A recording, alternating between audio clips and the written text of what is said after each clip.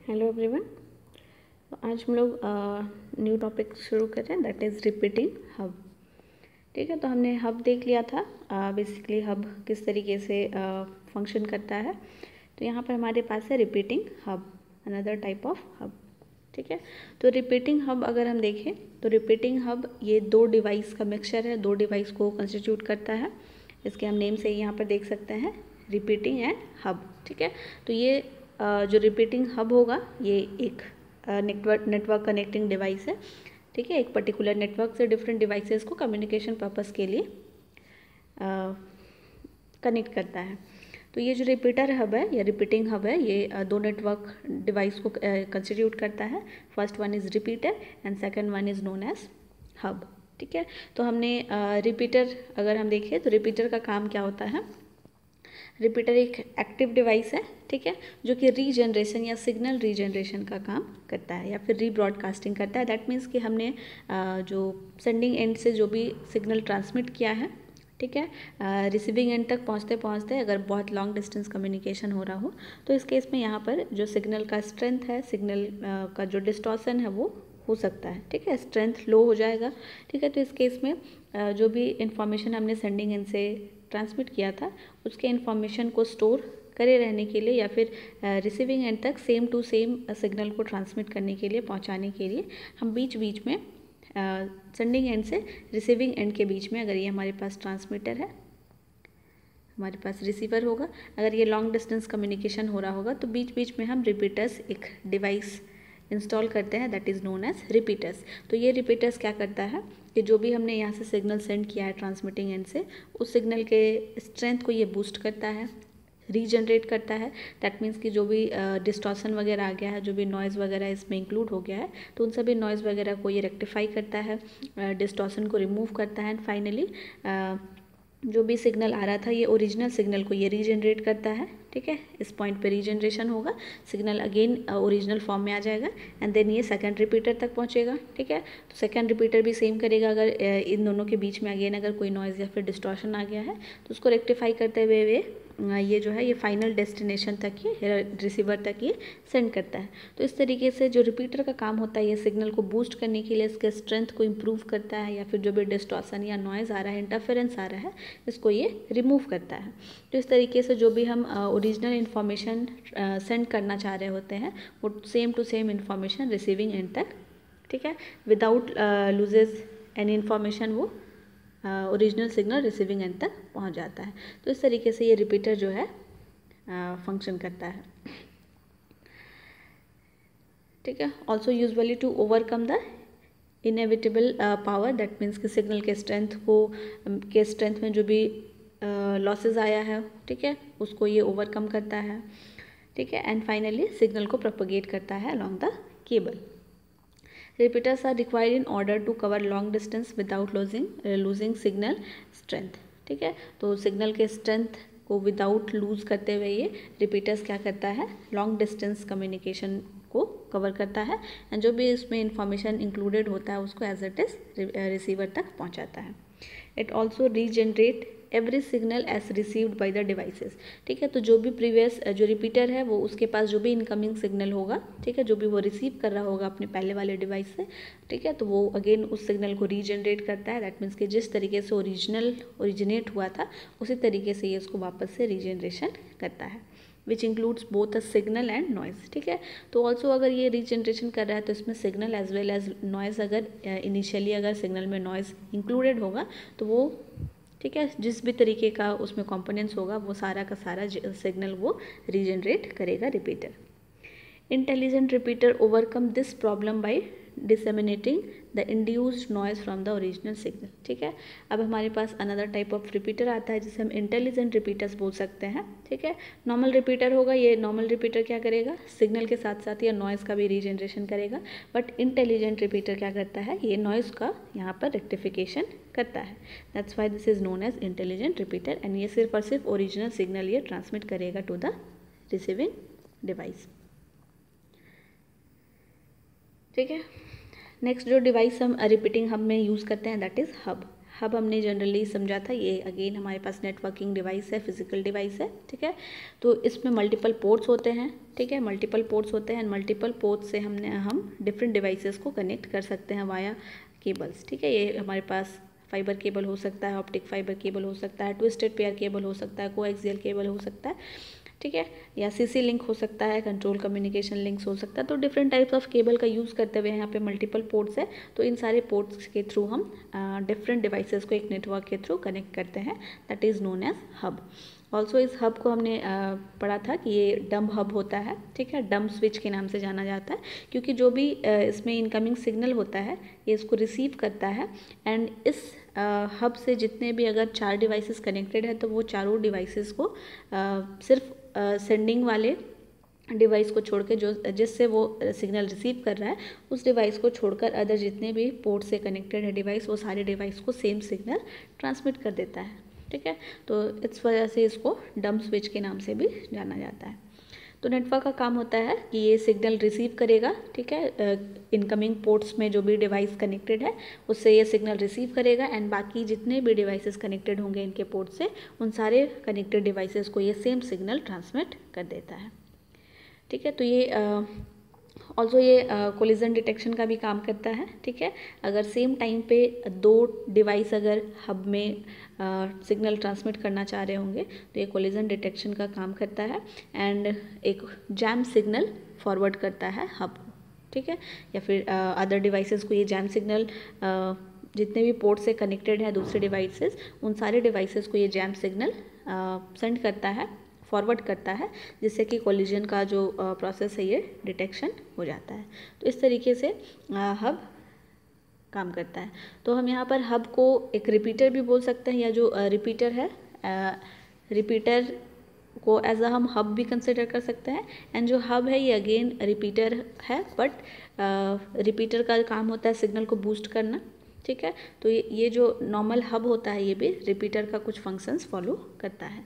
अब अगर हम रिपीटिंग हब देखें या रिपीटर हब देखें तो ये हब एज वेल एज जो भी रिपीटर का प्रॉपर्टीज़ है, इन दो जो फीचर्स है इन दोनों को कंबाइन करके एक न्यू डिवाइस बनाता है, that is known as repeating hub. ठीक है, तो जिस तरीके से हब एंड रिपीटर हब जो है ये OSI मॉडल के फिजिकल लेयर 1 में भी काम करता है, फंक्शन करता है, तो सेम मैनर में जो रिपीटिंग हब होगा ये आपके OSI मॉडल के फिजिकल लेयर में फंक्शन करता है। ठीक है, repeating hub not only improve system performance by boosting signal. ठीक है, तो अब रिपीटिंग हब का जो फंक्शन होगा वो रिपीटर की तरह भी बिहेव करेगा, ऑल्सो हब की तरह भी बिहेव करेगा। दैट मीन्स कि हब रिपीटिंग हब इस तरीके का होगा जिसमें मल्टीपल पोर्ट्स होगा एंड जिसमें multiple devices networking devices connected होंगे। ठीक है, हर एक पोर्ट से एक डिवाइसेस कनेक्टेड होगा, और जैसे ही किसी एक पोर्ट पे इनकमिंग सिग्नल आ रहा होगा, ठीक है, तो ये रिपीटिंग हब क्या करेगा, उस सिग्नल के स्ट्रेंथ को बूस्ट करेगा। ठीक है, इंटेलिजेंट हब है, अगर इंटेलिजेंट रिपीटर है तो ये क्या करेगा, नॉइज़ को भी रिमूव करेगा, इंटरफेरेंस रिमूव करेगा, डिस्टॉर्शन रिमूव करेगा, एंड फाइनली सिग्नल को रीजनरेट करेगा, एंड ओरिजिनल सिग्नल बाकी पोर्ट से जितने भी डिवाइसेस कनेक्टेड होंगे उन सारे पोर्ट्स में ये क्या कर देगा, सारे डिवाइसेस को सिग्नल ट्रांसमिट कर देगा। ठीक है, तो ये यहाँ पर पहला पोर्ट से सपोज अगर ये इनकमिंग हो रहा है तो ये बाकी के 3 टर्मिनल्स को, 3 कनेक्टेड डिवाइसेस को ये आफ्टर रीजनरेशन सिग्नल के स्ट्रेंथ को बूस्ट करने के बाद ये, ठीक है, सारे के सारे डिवाइस में ये डाटा ट्रांसमिट कर देगा। With a hub-based system, each and every cable terminates at either a data terminal equipment DT or DCE. ठीक है, डाटा सर्किट टर्मिनेटिंग इक्विपमेंट। तो हमारे पास DTE होता है, दैट मीन्स कि हम कंप्यूटर से लैपटॉप जो भी हम अपना डिवाइस कनेक्ट कर रहे हैं that is known as DTE, and DCE that means कि जो मीडियम डाटा ट्रांसफ़र इक्विपमेंट्स के लिए जो हम यूज़ कर रहे हैं that is known as DCE।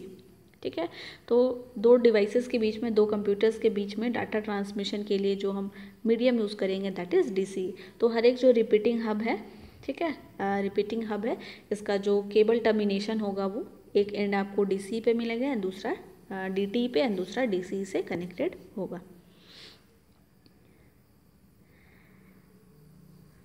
ठीक है, तो यहाँ पर जो रिपीटिंग हब है, अब हब का प्रॉपर्टी था हमारे पास कि ये कोलिजन भी डिटेक्ट करता है, तो रिपीटिंग हब के पास भी ये फीचर्स, एडिशनल फीचर होगा, ये कोलिजन, ठीक है, डिटेक्ट करेगा।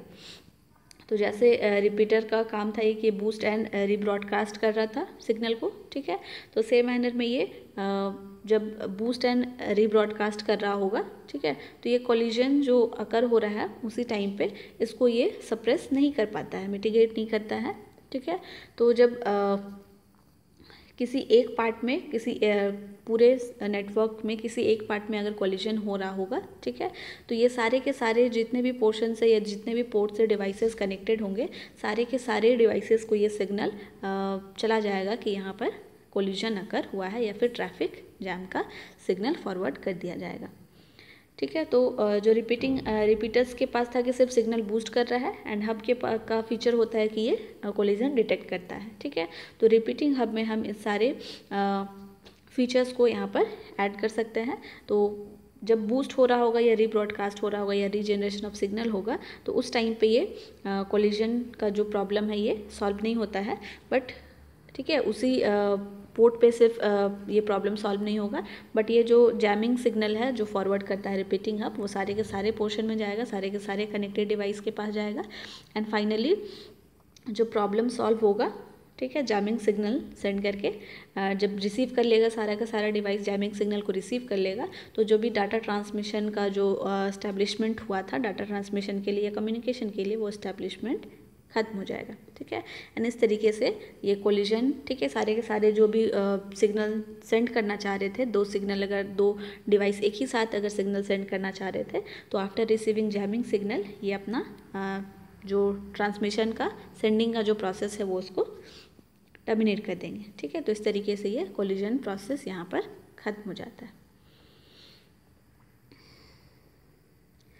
ठीक है। दूसरा डिसएडवांटेज हम यहाँ पर देख सकते हैं। पहला तो एडवांटेज हो गया कि हम किसी एक, ठीक है, किसी एक दो डिवाइस की वजह से कोलिजन अकर हो रहा है, तो ये सारे के सारे डिवाइस में कोलिजन अकर शो करेगा, ठीक है।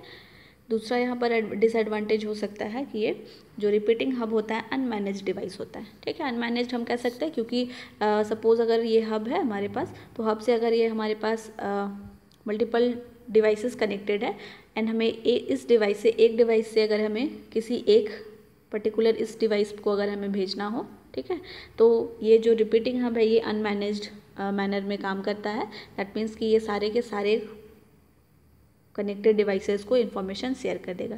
तो ये सिक्योरिटी पर्पस के लिए भी, ऑल्सो प्राइवेसी भी यहाँ पर नहीं है, तो इस वजह से यहाँ पर हम देख सकते हैं ये अनमैनेज्ड डिवाइस, ठीक है, हम एक डिसएडवांटेज अगेन फेस कर सकते हैं।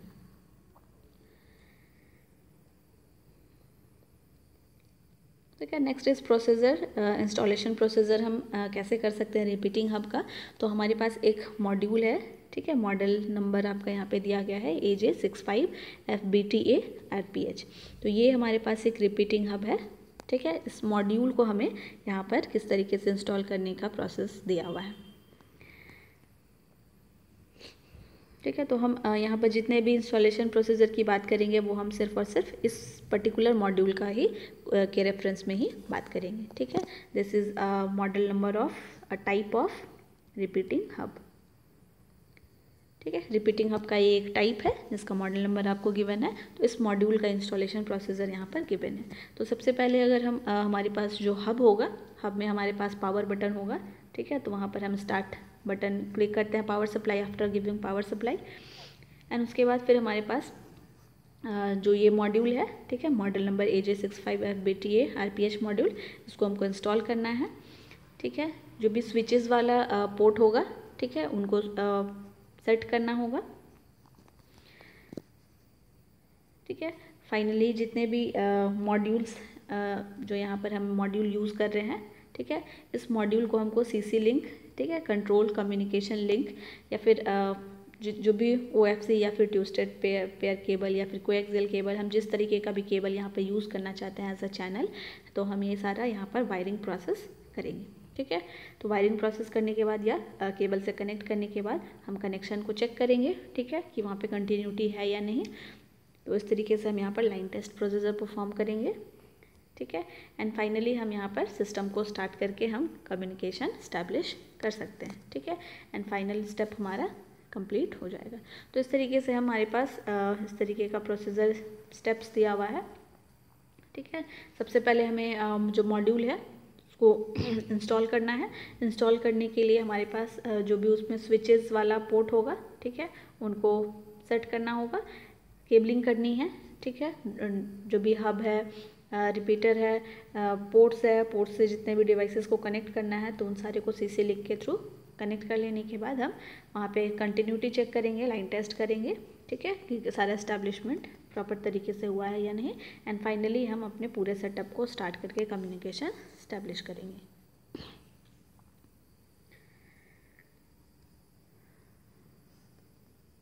ठीक है। कुछ मेंटेनेंस या फिर हम बोल सकते हैं प्रिकॉशंस जो हमें फॉलो करना चाहिए वाइल इंस्टॉलेशन, ठीक है, या फिर जो भी हम यहाँ पर ये रिपीटिंग हब मॉड्यूल जो आपको गिवन है तो इसको हम किस तरीके से क्या क्या क्वेश्चंस या हैंडल करते वक्त क्या क्या ध्यान रखना चाहिए। तो पहला जो आपको दिया गया है, स्क्रू टाइट करते वक्त हमें खास ध्यान रखना है कि हम एक पर्टिकुलर डायरेक्शन में, ठीक है, प्लस जो टॉर्क या फिर जो हम फोर्स अप्लाई कर रहे हैं किस फोर्स के साथ, ठीक है, स्मूथली हम उसको स्क्रूज को हैंडल करें, ठीक है। तो इसके लिए कुछ आपको रेंज दिया गया है, टॉर्क का रेंज, कि हमें कितना न्यूटन मीटर आपको टॉर्क अप्लाई करते हुए स्क्रू को हैंडल करना है या स्क्रू को फिक्स करना है, ठीक है। तो कम्युनिकेशन एडाप्टर फिक्सिंग स्क्रू, ठीक है, इस तरीके का स्क्रू अगर हम यूज़ कर रहे हैं जिसका M4 स्क्रू भी कहा जाता है तो इसके लिए अराउंड हम इस रेंज का टॉर्क यूज़ कर सकते हैं। मॉड्यूल को फिक्स करने के लिए जो स्क्रूज हम यूज़ करेंगे, ठीक है, ये भी आपका M4 सीरीज़ का स्क्रू होता है तो इसके लिए हमारे पास दिया गया है इस रेंज का। एंड वाटर प्रूफ कैप अगर हम यूज़ कर रहे हैं, ठीक है, कंप्लीट सेटअप का ये सारा पार्ट्स होगा तो इन सारे पार्ट्स को इंस्टॉल करते वक्त अगर हम स्क्रू का यूज़ कर रहे हैं तो इसके लिए हमें ये टॉर्क रेंज गिवन है। तो इसी टॉर्क रेंज के अंडर हम स्क्रू को टाइट करने में यूज़ करेंगे। नेक्स्ट जो हमें ध्यान में रखना चाहिए, ठीक है, दैट इज़ जो हमने इंस्टॉल किया है रिपीटिंग हम मॉड्यूल, तो इसको फ्लैट स्मूथ में हमें इंस्टॉल करना है, ठीक है। अगर हम इरेगुलर सरफेस में अगर इसको हम इंस्टॉल कर रहे हैं तो यहाँ पर हमें जो भी PCB है, ठीक है, प्रिंटेड सर्किट बोर्ड, जिस पे कि सारा इन्फॉर्मेशन है या फिर जो कम्युनिकेशन के लिए कंप्लीट जो हमारे पास सर्किट है, ठीक है, तो ये जो बोर्ड है मदरबोर्ड बोल सकते हैं, प्रिंटेड सर्किट बोर्ड बोल सकते हैं, ठीक है, जिसके वजह से सारा प्रोसेस होने वाला है तो ये बोर्ड डैमेज हो सकता है ड्यू टू सरफेस इरेगुलरिटीज़, तो इसलिए हमें स्मूथ सरफेस पे इसको इंस्टॉल करना है। थर्ड देख सकते हैं अगर हम केबलिंग कर रहे हैं, ठीक है, वायर कनेक्ट कर रहे हैं, ठीक है, हब से जितने भी कनेक्टिंग डिवाइसेस है उनको जब हम कनेक्ट कर रहे होंगे केबल्स के थ्रू, वायर्स के थ्रू, तो इस केस में हमें ध्यान रखना है कि ग्राउंडिंग कंडीशन हम वो अच्छे से करें ताकि जो भी हाई फ्रीक्वेंसी नॉइजेज है वहाँ पर आकर ना हो, ठीक है। तो ग्राउंडिंग कंडीशन के अकॉर्डिंग किस तरीके से ग्राउंडिंग किया गया है तो उस बेसिस पे हाई फ्रीक्वेंसी नॉइज़ यहाँ पर अकर हो सकता है। तो इसको रिमूव करने के लिए यहाँ पर दो मेथड्स दिए गए हैं, ठीक है। मेथड 1, तो इसमें हमें क्या करना है कि 2 mm स्क्वायर वाला जो केबल हमें यूज़ करना है या फिर उससे लार्जर हम यूज़ कर सकते हैं, उससे कम नहीं कर सकते, तो 2 mm स्क्वायर या फिर उससे लार्जर एरिया वाला हम केबल यूज़ करेंगे। एंड इस तरीके से जितने भी डिवाइसेस यहाँ पर है, ठीक है, रिपीटिंग रिमोट स्टेशन या फिर हब से जितने भी डिवाइसेस कनेक्टेड है तो उन सारे डिवाइसेस को, ठीक है, फाइनली आपका यहाँ पर ग्राउंडिंग किया हुआ है सारा का सारा डिवाइसेस, ठीक है। 3 सिस्टम है आपको गिवन है, सिस्टम 1, सिस्टम 2 एंड सिस्टम 3, तो तीनों सिस्टम हम देखेंगे कि इस तरीके से ये ग्राउंडिंग किया गया है, ठीक है, ताकि नॉइज़ को ये ग्राउंड किया जाए और सिग्नल में इंटरफेरेंस ना आए। तो इस तरीके से ये तीनों में ग्राउंडिंग किया गया है। तो नॉइज़ इंटरफेरेंस को रिमूव करने के लिए, ठीक है, पहला मेथड है कि जितने भी ग्राउंडिंग डिवाइसेस है, ग्राउंडेड डिवाइसेस है, तो ग्राउंड के अक्रॉस जितना भी हम यहाँ पर 2 mm स्क्वायर या उससे ज़्यादा वाला हम इस तरीके के सारे डिवाइस से एक वायर या एक केबल कनेक्ट कर रहे हैं एंड उसको ग्राउंड से कनेक्ट कर दे रहे हैं, ठीक है। तो यहाँ पर थोड़ा थिन वायर जो दिख रहा है, ठीक है, ये वाला पार्ट हो गया। तो ये आपका रिमोट स्टेशन, सिस्टम 1 का रिमोट स्टेशन, सिस्टम 2 का रिमोट स्टेशन, ठीक है, एंड ऑल्सो यहाँ पर जो भी source of high frequency noise जहाँ से आ रहा है, तो इन सारे को एक साथ कॉमन करके ग्राउंड से कनेक्ट कर दिया गया, ग्राउंड के अक्रॉस कनेक्ट कर दिया गया। तो इस तरीके से जो भी यहाँ पर नॉइज़ इंटरफेरेंस आएगा वो ग्राउंडेड हो जाएगा एंड हमें जो सिग्नल मिलेगा वो विदाउट नॉइज़ वाला मिलेगा। दूसरा मेथड हम देख सकते हैं CC लिंक यूज़ करेंगे, कंट्रोल एंड कम्युनिकेशन लिंक, और इसका जो लेंथ होगा ये 10 मीटर तक का या 32.7 फीट का हम यहाँ पर या उससे ज़्यादा दो सिस्टम के बीच कनेक्ट करने के लिए हम इस लेंथ का केबल यूज़ करेंगे। ठीक है, तो यहाँ पर हम देख रहे हैं दो सिस्टम यानी कि remote station and repeater hub के बीच में ये वाला जो केबल है, इस केबल का लेंथ होना चाहिए 10 मीटर या उससे ज़्यादा। ठीक है, तो अगेन अगर हम देखें सिस्टम 2 और 1 के बीच में ये अगेन यहाँ पर कनेक्शन हो रहा है, तो इसका भी जो लेंथ होना चाहिए ये 10 मीटर और या फिर उससे ज़्यादा होना चाहिए। ठीक है, और ये सारा आपका CC लिंक केबल होगा, कंट्रोल एंड कम्युनिकेशन लिंक। तो इस तरीके से यहाँ पर हम डार्क जो केबल देख रहे हैं ये हमारे पास CC लिंक्स है, ये दो डिवाइसेस के बीच कनेक्टेड है, ये यहाँ से यहाँ कनेक्शन है। तो इस तरीके से जो भी हम एक से दो डिवाइसेस के बीच में कनेक्शन करेंगे वो हम CC लिंक्स के थ्रू करेंगे एंड उनका लेंथ दिया गया है कि हम इसी लेंथ या फिर उससे ज़्यादा लेंथ का यूज़ करेंगे, तो यहाँ पर हमारे पास जो भी हाई फ्रीक्वेंसी नॉइज़ आकर होने के चांसेस है उसको हम रिड्यूस कर सकते हैं। तो ये हमारे पास कुछ मेंटेनेंस हमें गाइडेंस दिया गया है कि हम किस तरीके से प्रॉपर तरीके से प्रिकॉशंस को फॉलो करते हुए हम इनको लॉन्ग लाइफ दे सकते हैं, इनका मेंटेनेंस हम कर सकते हैं। So that's all about the repeating hub. ठीक है, रिपीटिंग हब आपका दो डिवाइस का मिक्सचर है जिसमें कि रिपीटर प्लस हब का फीचर्स यहाँ पर इंक्लूडेड है एंड इस तरीके से यहाँ पर हमें इंस्टॉलेशन एज वेल एज कुछ मेंटेनेंस एंड प्रिकॉशंस गिवन है installation related. So that's all, thank you everyone.